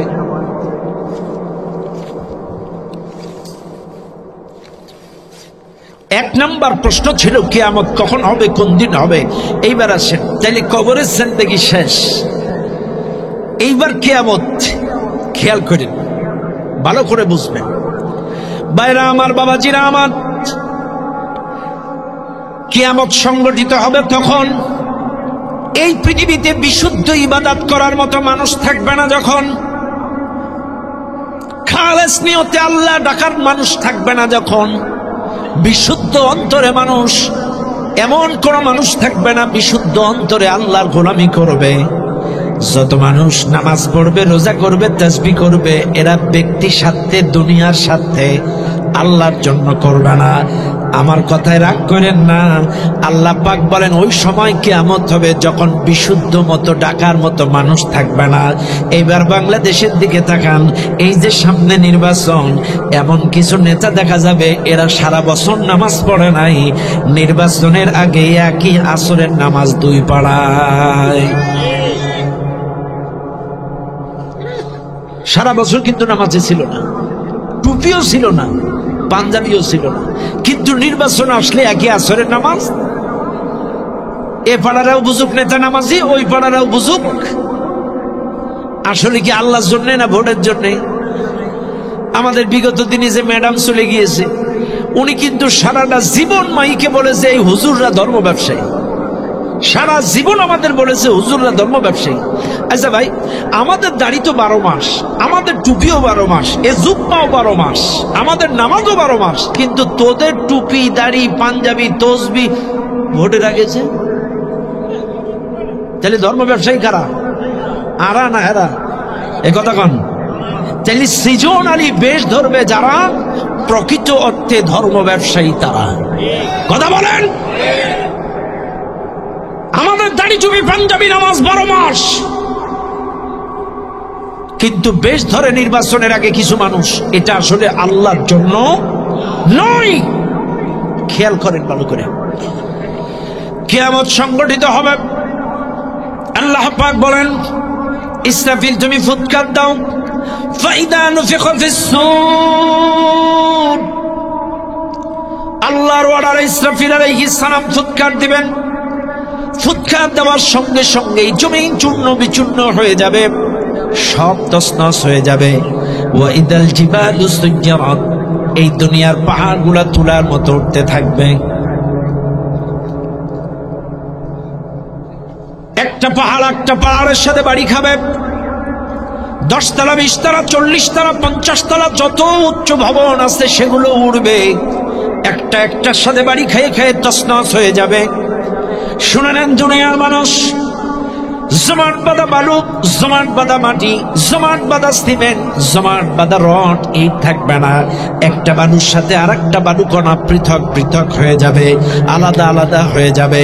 কিয়ামতের ফুৎকার যখন দিবে, ইদা জুলজিলাতিল আরদু জিলজালাহা, এই জমিন যখন প্রকম্পন শুরু হয়ে যাবে, এই জমিন যখন কেঁপে উঠবে, প্রচন্ড গতিতে জমিন যখন কেঁপে উঠবে, থরথর করে যখন জমিনটা কাঁপতে থাকবে। ও মুসলমানেরা, আল্লাহর কোরআন বলেন, ফালা ইস্তাতিউনা তাসিয়াতান ওয়ালা ইলা আহলিহিম ইয়ারজিউন, কোন বাবা তার সন্তানকে ওসিয়াত করার চান্স পাবে না, স্বামী তার স্ত্রীকে কিছু বলে দেওয়ার সময় পাবে না, আহারে তার পরিবার পরিজনের সাথে কিছু বলে রাখার সময় পাবে না। আল্লাহর কোরআন বলেন, يوم ترونها تذهل كل مرضعة عما أرضعت وتضع كل ذات حمل حملها وترى الناس سكارى وما هم بسكارى ওয়ালাকিন্না আযাবাল্লাহি শাদীদ। আল্লাহর কোরআন, কিয়ামতের প্রকম্পন, কিয়ামতের ধাক্কা যখন লাগবে, ও মুসলমানেরা, এই পৃথিবীর সকল মাগুলো তাদের দুধের বাচ্চার কথা মাথার থেকে হারিয়ে ফেলবে। যত মা গর্ভবতী অবস্থায় থাকবে, 5 মাস, 7 মাস, 3 মাস, 9 মাস, যার যেই কয় মাস সন্তান গর্ভে থাকবে, কিয়ামতের ধাক্কায়, প্রকম্পনের যন্ত্রণায় তারা ডেলিভারি করে ফেলবে। শুনে নাও রে মুসলমান, কিয়ামতের ধাক্কায় তারা ডেলিভারি করবে। ওই সময় যত মানুষ জীবিত থাকবে, ওয়াতারান নাসা সুকারা, ওই সময় যত মানুষ জীবিত থাকবে সব মাতাল হয়ে যাবে। মদ খাইলে যেমন মানুষ মাতাল হয়ে যায়, টাল মাটাল খায়, সেন্স থাকে না, এ মানুষগুলো যখন ওই সময় যত মানুষ জীবিত থাকবে মাতাল হয়ে যাবে, সেন্সলেস হয়ে যাবে। ওমা হুম বিসুকারা, অবশ্য তারা মদ খাবে না, এমনিই মাতাল হয়ে যাবে। ও দুনিয়ার মানুষ, শুনে নেন ভালো করে, কি মহা প্রকম্পন! ইন্না জালজালাতাস সাআতি শাইউন আযীম, সেই ধাক্কা, সেই প্রকম্পন, সেই ধাক্কাটা কত ভয়ঙ্কর হবে, কত বড় ভয়ঙ্কর হবে! এই জমিন তার নিচের সব কিছু উপরে ঠেলে দেবে। ও মুসলমানেরা, সাগরের পানির মধ্যে উত্তাল তরঙ্গে আগুন লেগে যাবে। ও মুসলমানেরা, একটু ভালো করে লক্ষ্য করেন, প্রথম ফুৎকারে যখন জমিন তছনছ হয়ে যাবে, আল্লাহ পাক বলবেন, ইসরাফিল এবার তোমার 2 নাম্বার ফুৎকার দাও।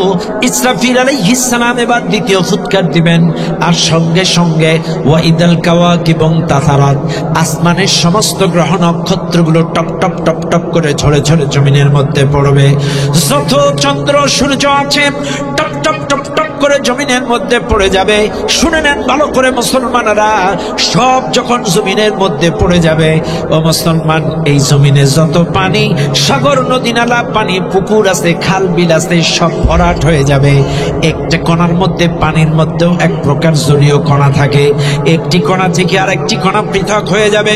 সব যখন আলাদা আলাদা হয়ে যাবে, আসমান আর জমিনের নিচে সব কিছু ধ্বংসস্তূপে পরিণত হয়ে যাবে। আল্লাহ পাক এবার ইসরাফিলকে ডেকে বলবেন, ইসরাফিল, তোমার পরে যে দায়িত্ব আমি দিয়েছিলাম, তুমি কি তোমার দায়িত্ব সমাপ্ত করেছ? ইসরাফিল বলবেন, আল্লাহ আমার উপরে দায়িত্ব দিয়েছিলেন ধ্বংসস্তূপে পরিণত করা, সিংহায় ফুৎকার দেওয়া, আমি 2 ফুৎকারে আসমান আর জমিন ধ্বংসলীলায় পরিণত করেছি। আল্লাহ পাক বলে, ঠিক আছে। আল্লাহ এবার আজরাইলকে ডাক দেবেন, আজরাইল এদিকে আসো। হযরত আজরাইল আলাইহিস সালাম আল্লাহর সামনে আসবেন। আল্লাহ পাক এবার বলবেন, আজরাইল তুমি 2 ফুৎকারে আসমান আর জমিন। আজরাইলকে আল্লাহ পাক ডেকে বলবেন, আজরাইল তোমার পরে যে দায়িত্ব আমি অর্পণ করেছি, তুমি তোমার দায়িত্বটা সমাপ্ত করো। হযরত মালাকুল মাউত আজরাইল আলাইহিস সালাম জিবরাইলের জান কবজ করবেন, মিকাইলের জান কবজ করবেন, ইসরাফিলের জান কবজ করবেন। সকল আসমানের আরশের সকল দায়িত্বরত সমস্ত ফেরেশতাদের জান কবজ করে ফেলবেন। কোন ফেরেশতা যখন আর থাকবে না, এইবার আল্লাহ পাক আজরাইলকে ডেকে বলবেন, আজরাইল তোমার পরে যে দায়িত্ব আমি দিয়েছিলাম জান কবজের, তুমি কি তোমার দায়িত্ব সমাপ্ত করেছো? আজরাইল বলবেন, আল্লাহ আমার দায়িত্ব ছিল জান কবজের, সকল মাখলুকের সকল প্রাণীর জান আমি কবজ করে ফেলেছি, একজন প্রাণীও আর অবশিষ্ট নাই। এইবার আল্লাহ পাক বলবেন, আজরাইল ভালো করে দেখো এখনো একজন বাকি আছে, এখনো একজন বাকি আছে। হযরত আজরাইল ডানে তাকাবে, বামে তাকাবে, পেছনে তাকাবে, সামনে তাকাবে, চতুর্দিকে তাকায় কাউরে যখন পাবে না, আজরাইল বলবেন, আল্লাহ আমার ডানে কেউ নেই, বামে কেউ নেই, পেছনে কেউ নেই, সামনে আপনি আল্লাহ, আপনি তো হাইয়ুল কাইয়্যুম, আপনার তো মৃত্যু হবে না। আল্লাহ বলবেন, আজরাইল ভালো করে দেখো আমি ছাড়াও একজন বাকি আছে। আরো ক্লিয়ার করে দিবে, আমি ছাড়াও।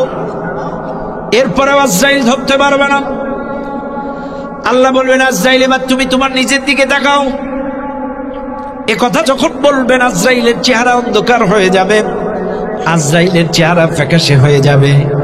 ও মুসলমান, এইবার চেহারা যখন অন্ধকার হয়ে যাবে, আজরাইল নিজে নিজে বলবেন, আল্লাহ আমার নিজের জান যদি আমাকে নিজে নিজে বার করা লাগে, এই দায়িত্বটা কেন আপনি ইসরাফিলকে দিলেন না, মিকাইলকে কেন দিলেন না, জিবরাইলকে কেন দিলেন না?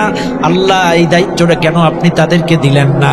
তখন আল্লাহ বলবেন, এই দায়িত্বের জন্য আমি তোমাকেই মনোনয়ন দিয়েছিলাম, কাজে আমি অর্ডার দিচ্ছি তুমি তোমার নিজের জানটা নিজে নিজে বার করে মারা যাও। এবার আল্লাহ পাকের অর্ডারে আজরাইল আর কোনো কথা বলবেন না, নিজের জান নিজে নিজে বার করে আজরাইল মারা যাবেন। আজরাইল মারা যাওয়ার পরে সকল প্রাণী যখন শেষ, কোন প্রাণী যখন আর নাই, এবার আজরাইল নিজের কণ্ঠে নিজে নিজে তেলাওয়াত করবেন, কুল্লু মান আলাইহা ফান ওয়া ইয়াবকা ওয়াজহু রাব্বিকা যুল জালালি ওয়াল ইকরাম। আজরাইল আল্লাহ পাক নিজের কণ্ঠে তেলাওয়াত করবেন। আর কেউ আছো? আছো কেউ? সব ধ্বংসলীলায় পরিণত শুধু আমার সত্তা ছাড়া, আমি ছাড়া। আল্লাহ আওয়াজ দেবেন, আল্লাহর কথার প্রতিধ্বনি ফেরত আসবে, প্রতি উত্তর আসবে না। আল্লাহর খুব বেশি কোন একাকী ভালো লাগবে না। এতদিন মানুষ ছিল, ফেরেশতা ছিল, গুণকীর্তন তাসবিহ তাহলিল জিকির আজগারে মশগুল ছিল। আজকে কেউ নেই, আল্লাহ একা, আল্লাহ একা, কেউ নেই। আল্লাহর একাকী ভালো লাগবে না, আল্লাহর একাকী মন টিকবে না। আল্লাহ এবার ইসরাফিলকে ডাক দেবেন, এই ইসরাফিল ওঠো। সর্বপ্রথম ইসরাফিলকে ডাকবেন। ইসরাফিল উঠলো, লাব্বাইক। ইসরাফিল আল্লাহর সামনে হাসি। আল্লাহ বলবেন, ইসরাফিল তুমি আগে 1 ফুৎকারে জমিন ধ্বংস করছো, 2 ফুৎকারে আসমান ধ্বংস করছো, এইবার তোমার 3 নম্বর ফুৎকারটা নতুন করে সৃজন হোক, নতুন করে এই পৃথিবীটা সৃষ্টি হোক। 3 নম্বর ফুৎকারটা দাও। ইসরাফিল আলাইহিস সালাম 3 নম্বর ফুৎকার দিলেন। এই পৃথিবীর যার কবর সেই জায়গায় ছিল, নড়াইল, গোপালগঞ্জ, যশোর, ঢাকা, নীলফামারী, রংপুর, রাজশাহী, সিলেট, চট্টগ্রাম, সব জায়গার মানুষ যার কবর যেই দেশে যেই জেলায়, সবাই কবর থেকে টুক করে উঠে যাবে, এক দৌড়ে কিয়ামতের ময়দানে চলে আসবে, এক দৌড়ে নির্দিষ্ট ময়দানে মাহশারে হাজির হয়ে যাবে। আল্লাহ তার ইজলাসে বসে যাবেন। মালিক ইয়াউমিদ্দিন, সূরা ফাতিহায় পড়েন না আপনারা? এই আয়াতের কার্যকারিতা সেই দিন আল্লাহ পাক তার ইজলাসে বসে যাবেন। সেই দিন বিচার দিবসের মালিক কে? আরো জোরে কোন কে? আরো জোরে কোন কে? আজকে তোমরা কত নাটক করো এই দেশে, আমার বাপের দেশ, আমার বাপ স্বাধীন করে ধুয়ে গেছে, কথা কানা। আসলে এখন ইতিহাস দেখে দেখা যায় ওর বাপ যুদ্ধই করিনি, কথা কানা। রাগ করেন না আমার কথায়। এই যুব সমাজদেরকে ইতিহাস জানতে হবে, যুব সমাজদেরকে ইতিহাস জানতে হবে। পরিকল্পিতভাবে সে জেলখানায় বন্দী ছিল, একদিনও যুদ্ধে কোনো অংশগ্রহণ নাই তার পরিবারের। অথচ এতদিন আমরা জেনেছি 1000 বছরের শ্রেষ্ঠ বাঙালি, এই রে কপাল পোড়া, যদি বলতো ভাষা নেই তাও মানি নেওয়া যাইত, কথা কন না কেন? কিন্তু দেখেন, যেই লোকটার কোনো ভূমিকা ছিল না, এতদিন আমরা কি জানলাম এতদিন। খেয়াল করেন, রাগ করেন না আমার কথায়। সেদিন কারোর কোনো কর্তৃত্ব ক্ষমতা থাকবে সেদিন কার ক্ষমতা? আরো জোরে কন, কার? আরো জোরে কার? আল্লাহর। লা যুলমাল ইয়াউম, সেদিন কারোর পরে কোনো জুলুম করা হবে না। ফালিয়াউমা লা তুজলামু নাফসুন শাইআ ওয়া লা তুজজাউনা ইল্লা মা কুনতুম তা'মালুন। দুনিয়ায় আপনি যা করেছেন তার প্রতিদান দেওয়া হবে। যা করেছেন, আপনি যদি কাউরে বাড়ি ছাড়া করেন, কাউকে ঘর ছাড়া করেন, কারোর নামে হামলা দেন, কারোর নামে মামলা দেন, কারোর বাড়িতে চাঁদাবাজি করেন, কাউরে বাড়ি ছাড়া করেন, কারোর নামে মিথ্যা মামলা দেন, এর প্রতিদান আপনি কিয়ামতে পাবেন। আর যদি দুনিয়ায় মানুষকে উপকার করেন, দ্বীনের দাওয়াত দেন, নামাজের দাওয়াত দেন, আল্লাহর ঘর তৈরি করেন, কোরআনের মাদ্রাসা তৈরি করেন, আল্লাহর ঘর তৈরি করেন, দ্বীনি ফ্যাক্টরি তৈরি করেন, দ্বীনি মাদ্রাসায় সাহায্য করেন, সেগুলোর প্রতিদানও আপনি কিয়ামতে পাবেন। যা করবেন তার প্রতিদান পাবেন। এইবার আল্লাহ তার ইজলাসে, এইবার আসেন, সবাই উঠা লাগবে না? এই জায়গায় একটু কনফিউজ। খেয়াল করেন, আমাদের যে ধারণা বা চিন্তা চেতনা, আমরা মনে হয় উঠবো আমাদের কায়দায়, কিন্তু না, কোরআন বলতেছে যে যার সাথে চলেছেন তার সাথে উঠা লাগবে। খেয়াল করেন ভালো করে, দুনিয়ায় যে যার সাথে উঠা বসা করেছেন, লেনদেন করেছেন, যার আনুগত্য করেছেন, তার সাথে ইয়াউমা নাদউ কুল্লা উনাসিম বিইমামিহিম ফামান উতিয়া কিতাবাহু বিয়ামিনিহি ফাউলাইকা ইয়াকরাউনা কিতাবাহুম ওয়ালা ইজলামুনা ফাতিলা। সূরা বনী ইসরাঈল, আল্লাহ পাক বলছেন, স্মরণ করো সেই দিনের, যেই দিন প্রত্যেকটা দলের নেতা সহ ডাকা হবে। এ কথা কন, কি সহ? এ ভাই, আপনারা বলবেন যে হুজুর এই জায়গায়ও আপনি রাজনীতি, এটা কি আমার কথা? এ কথা কন, এটা কার কথা? হুজুর আপনি কি হাফেজ নাকি? এই হাফেজ কেটে আছে এই সামনে, আপনি হাফেজ? এটা কোরআনের আয়াত। ইয়াউমা নাদউ কুল্লা উনাসিম বিইমামিহিম, সূরা বনী ইসরাঈলের আয়াত। প্রত্যেকটা দলের নেতা সহ ডাক দেওয়া হবে। আল্লাহ কিন্তু একা একা ডাকবে না, ইসলিমদ্দি কলিমদ্দি আয় না, নেতা সহ আয়। আপনি যেই নেতার সাথে উঠেছেন, বসেছেন, মিছিল মিটিং চলা ফেরা, যেই কোয়ালিটির লোকের সাথে, আপনি সেই জাতীয় ইমামের সাথে উঠবেন। আল্লাহ এবার বলবেন, ইকরাউনা কিতাবাহুম, পড়ো তোমার আমলনামা। ইকরা কিতাবাক, পড়ো তোমার আমলনামা। কাফা বিনাফসিকা আল-ইয়াওমা আলাইকা হাসিবা, তোমার আমলনামা পড়ার জন্য তুমি যথেষ্ট। বান্দা হাতে আমলনামা তুলে দেওয়া হবে। খেয়াল করুন, বান্দার হাতে যখন আমলনামা তুলে দেওয়া হবে, এইবার বান্দা আমলনামা হাতে নেবে। খেয়াল করেন, কিন্তু নেতাও আছে,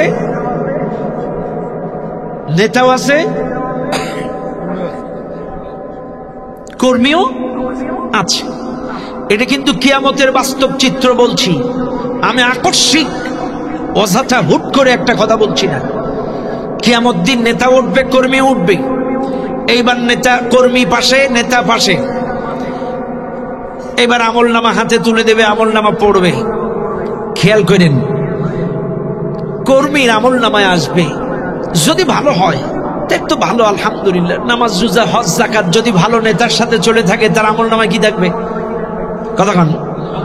যদি ভালো নেতার সাথে চলে, তাহলে 5 ওয়াক্ত নামাজ, দারসুল কোরআন, দারসুল হাদিস, ইসলামী সাহিত্য, মানুষকে দ্বীনের দাওয়াত, তাহাজ্জুদের নামাজ, এগুলো আপনার আমলনামায় থাকবে। যদি সেই কোয়ালিটির নেতার সাথে, কোরআনওয়ালা আল্লাহওয়ালার সাথে চলে থাকেন, চাইলে আপনাকে একটা রিপোর্ট বই দেবে।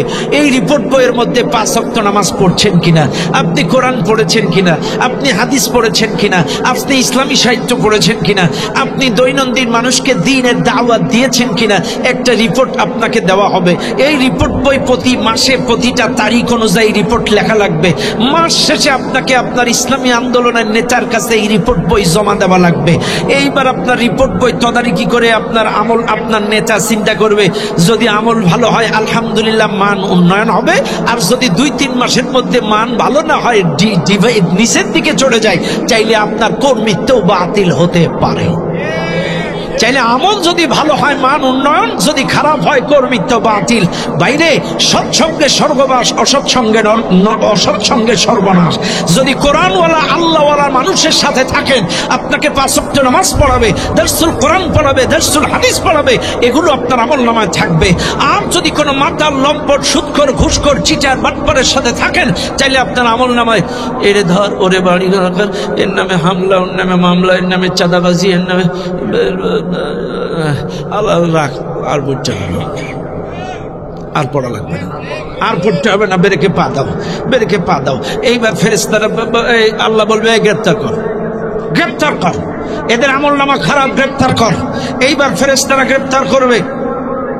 ফেরেশতারা যখন গ্রেপ্তার করতে যাবে, খেয়াল করবেন ভালো করে, এই কর্মীদের হাতে গ্রেপ্তারের হাত করা যখন পড়াইতে যাবে, তখন কিন্তু এই কর্মীরা বলবে আল্লাহ একটু রাখো, কি হয়েছে, আমার একটু কথা আছে। কি কথা? তখন বলবে আল্লাহ এগুলো তো আসলে আমাদের ইচ্ছাই হতো না। এই যে চাঁদাবাজি, সন্ত্রাসী, এরে বাড়ি ছাড়া, ওরে ঘর ছাড়া, এর বাড়ি আগুন জ্বালা, আধিপত্য বিস্তার, এগুলো তো আমার কথাই হতো না। আমি মাঠ পর্যায়ের একটা কর্মী, এগুলো তো সব ওরাই আদেশ দিত। এটা কি আমার বানানো কথা? কোরআন লিখে নেন, সূরা আহজাব 67 নম্বর আয়াত লিখে নেন। ওয়াকালু রব্বানা ইন্না আতা'না সাদাতানা ওয়া কুবারানা ফাদাল্লুনা সাবিলা। এই কর্মীগুলো বলবে আল্লাহ দুনিয়ায় তো বড় নেতাদের আনুগত্য করেছিলাম, তাদের কথা শুনেছিলাম, তাদের কথায় উঠেছিলাম, বসেছিলাম, ওরা যা আদেশ করেছে তাই করেছি। কাজে ওরা আদেশ দিয়েছে তারা তাড়িয়েছি, ওরা আদেশ দিয়েছি চাঁদা তুলেছি, ওরা আদেশ দিয়েছি মামলা দিয়েছি, ওরা যা বলেছে তাই করেছি। কাজে আজকে আমাদের একা ধরলে চলবে না। রব্বানা আতিহিম দুইফাইনি মিনাল আযাবি ওয়ালআনহুম লা'নান কাবীরা। ওদেরকেও ধরো, দ্বিগুণ আযাবে পাকড়াও করো। চাইলে কর্মীগুলো নালিশ করলো কার নামে? বুঝেন? কিন্তু আপনি যা আদেশ দিবেন আপনার কর্মী সেদিন সব ফড়ফড় করে আল্লাহর সামনে বলে দেবে। এইবার এটার একটা বাস্তব প্রমাণ দেই, বাস্তব প্রমাণ। আমাদের আনিসুল কাকুকে যখন পুলিশ গ্রেপ্তার করল, আনিস কাকু তুই একাই, কিন্তু আনিস কাকু কি বলেছিল? আনিস কাকু বলেছিল আমরা সাধারণ সদস্য, ওই দরবেশ হলো নির্বাহী সদস্য। কি বলেছিল? আমি সাধারণ সদস্য, ওই দরবেশ নির্বাহী সদস্য। কাজে আদেশগুলো দিত ওরা, বাস্তবায়ন করতাম আমরা। কাজে আমার একা ধরলে চলবে না, দরবেশটারও নেও। কোরআনের সাথে মেলে? এ কথা কোন মেলে? সূরা আহজাবের 67-68 নাম্বার আয়াত। বাড়ি যে কোরআন খুলবেন, মিলাইয়া নেবেন। আপনাদের হাতে অ্যান্ড্রয়েড মোবাইল আছে, এই কর্মীগুলো নেতার নামে নালিশ করবে, আমাকে একা ধরলে চলবে না। চাইলে আনিস কাকুদার বাস্তব প্রমাণ, আমাকে একা নিলে চলবে না, নির্বাহী সদস্যটারও নেও। তখন পুলিশ বলছে নির্বাহী কে? দরবেশ। আরে দরবেশে তো দাঁড়িয়ে আছে না, ওইটাই দরবেশ। কথা কর না বাইরে। এর জন্য আমার কথায় রাগ করেন না। আমি এমন মানুষের সাথে চলবো না, এমন মানুষের ইত্তেবা করবো না, এমন মানুষের অনুসরণ করবো না যার জন্য আমার দুনিয়াও শেষ, আখিরাতেও শেষ। এমন মানুষের সাথে উঠবো না, বসবো না। এমন মানুষের সাথে চলবো যার সাথে গেলে আমার দুনিয়া সুন্দর হবে, আমার আখিরাতও সুন্দর হয়ে যাবে। আপনি চিটাগং যাবেন, রাস্তা চেনেন না, এমন লোকের সাথে যান যেই লোকটা রাস্তা চেনে, রাস্তা হারাবার ভয় নাই। আর এমন লোকের সাথে গেছেন, ও চেনেন না, আপনিও চেনেন না। কাজী জান্নাতে যেতে চান? সবাই বলেন জান্নাতে যেতে চান? এমন লোকের সাথে যান যেই লোকটার জান্নাতের রাস্তা চেনা, রাস্তা হারাবার ভয় নাই। এমন লোকের পিছনে যাইেন না যে রাস্তা চেনে না, চাইলে ও হারাবে, আপনিও হারাবেন। মনে করেন আপনারা নড়াইল থেকে 30 জন যাত্রী ঢাকায় যাবেন। কোন জায়গায় যাবেন? সবাই বলেন। নড়াইল থেকে 30 জন যাত্রী ঢাকায় যাবেন, এসি পরিবহন। এখন ওপেনলি ওপেন, এই যে ড্রাইভার ছিল এই গাড়ি ছাড়বে এখন 11:30টায়, ড্রাইভার ওপেন মদ খাচ্ছে আর বলছে তাড়াতাড়ি ওটা ওটা ওটা তাড়াতাড়ি ওটা, এখনই গাড়ি ছাড়বে ওটা। ওপেন মদ খাচ্ছে আর এই কথা বলছে। এখন আপনারা নড়াইলের মানুষ, শিক্ষিত মানুষ, সুধী সমাজ, এখানের ভালো ভালো মানুষ, এই মাতাল ড্রাইভারের পিছনে কি ঢাকায় যাবেন? কি করবেন? এখন কিন্তু টিকিট অনলাইন হয়ে গেছে, এখন আর পরিবর্তন করার কোনো সুযোগ নেই। ঢাকায় আপনাকে যাওয়াই লাগবে, এখন কোনো উপায় নেই, আপনাকে যাওয়াই লাগবে। এখন আপনার করণীয়, আপনি এই ড্রাইভার পরিবর্তন করে একজন যোগ্য দক্ষ ড্রাইভার নিয়োগ দেবেন। নাইলে মাতালের পেছনে গেলে এই গাড়ি ঢাকায় যাবে না ফাঁকায় যাবে? ঢাকায় যাওয়ার কোনো সম্ভাবনা নাই। কাজে মনে রাখবেন, আপনারা জান্নাতে যেতে চান, এমন একজন ড্রাইভারের পিছনে যান যে ড্রাইভার স্টেশনে স্টেশনে নামাজের বিরতি দেবে, যে ড্রাইভার লাউড স্পিকারে গান ছাড়বে না, আপনার জন্য কোরআন তেলাওয়াত ছেড়ে দেবে। এই দেশটা 16টা বছর ছিল মাতাল ড্রাইভারের হাতে। কার হাতে ছিল না? ওই যে গণভবনে বাচ্চারা কি পাইছিল? পাইনি মদের বোতল পাইছিল বাচ্চারা, বড় বড় বিদেশি মদের বোতল। তাহলে মানে কি 16টা বছর এই দেশটা ছিল মাতাল ড্রাইভারের হাতে। আমরা চাই না আগামীতে এই দেশের স্টিয়ারিং আর কোন মাতাল ড্রাইভারের হাতে যাক। কথা বলেন ঠিক না বেঠিক? আমরা চাই সোনার বাংলাদেশ, 90% মুসলমানের দেশ, আলেম ওলামার দেশ, মসজিদের দেশ, মাদ্রাসার দেশ। এখানে বিএনপি আছে, জাতীয় পার্টি আছে, জামাত আছে, চরমনা আছে, তাবলীগ আছে, আহলে হাদিস আছে, হানাফি আছে, সকল দলের মতের পথের তরিকার লোকগুলো আমরা এক হয়ে এমন একজন আল্লাহওয়ালা যোগ্য ইমাম নিয়োগ দেব, যে ইমামের সাথে দুনিয়া ও আখিরাতের কল্যাণ খুঁজে পাবো, জান্নাতের রাস্তা খুঁজে পাবো। এমন আল্লাহওয়ালা একজন ড্রাইভার নিয়োগ দিতে হবে। কথা বলেন ঠিক না বেঠিক? আমরা মুসলিম হিসেবে আমরা একজন ভালো ড্রাইভার চাই। আমরা সকল দলের মানুষগুলো যদি এক হয়ে যে একটা ভালো ইমাম নিয়োগ দেই, ইনশাআল্লাহ এ সমাজ পরিবর্তন হয়ে যাবে। কথা বলেন ঠিক না বেঠিক? বাইরা আমার, কষ্ট পাচ্ছেন আপনারা? চলবে কিয়ামত শেষ করবো আজকে? হ্যাঁ শেষ করব। তবে আপনাদের কাছে আমার একটা অনুরোধ, আমি মুসাফির মানুষ, মুসাফিরের দোয়া কবুল হয়, খেয়াল করবেন। মা নাই, বাবা নাই, দাদি নাই, দাদা নাই, কত আপনজন নাই, বছরের পর বছর আপনারা তাদের কবর জিয়ারতের সময় পান না ব্যস্ততার কারণে। অনেক মানুষ আছে বাবার কবরের পাশে যাইতে পারে না 1 বছরের মধ্যে ব্যস্ততার কারণে। কিন্তু আল্লাহর ঘর মাদ্রাসা, এই মাদ্রাসা যদি না থাকতো আমাদের মতো বক্তার জন্ম হতো না, মাদ্রাসা যদি না থাকতো হাফেজদের জন্ম হতো না। আজকেও 2টা হাফেজ এখান থেকে পাগড়ি নিল। বাইরে মাদ্রাসা যদি না থাকতো আল্লামা মামুনুল হক, জুনায়েদ বাবুনগরী, রফিকুল ইসলাম মাদানী, আমির হামজা, সাইদি, মিজান আজারি, এদের জন্ম। মাদ্রাসা আছে বলে এই আলেম ওলামাদের জন্ম। ভাইরে, আপনি এই মাদ্রাসায় যদি দান করেন, 24 ঘন্টার মধ্যে 12 ঘন্টা সেখানে কোরআন তেলাওয়াত হয়। 12 ঘন্টা কোরআন তেলাওয়াত। কে আছেন একজন এত বুজুর্গ? হাত তোলেন তো, যে আপনি 12 ঘন্টা কোরআন তেলাওয়াত করেন। কিন্তু আপনি যদি আপনার মা বাবার নামে এখানে দান করেন, 12 ঘন্টা তেলাওয়াতের সওয়াব আপনার মা বাবার আমল নামায় যাবে। আপনি তো একা তেলাওয়াত করবেন, আর এখানে 40, এখানে বাচ্চা কতটা আছে? 40। আমি তো পিছিয়ে গেছি। 40টা বাচ্চা, বাইরে 40টা বাচ্চা 12টা ঘন্টা কোরআন তেলাওয়াত করে, এর সওয়াব আপনার আপনার মা বাবার আমলনামায় কিয়ামত পর্যন্ত যাইতে থাকবে। আমি বেশি কিছু দাবি করব না আপনাদের কাছে, মাত্র 150 কেজি ডাউল আর 150 কেজি তেল আমি আপনাদের কাছে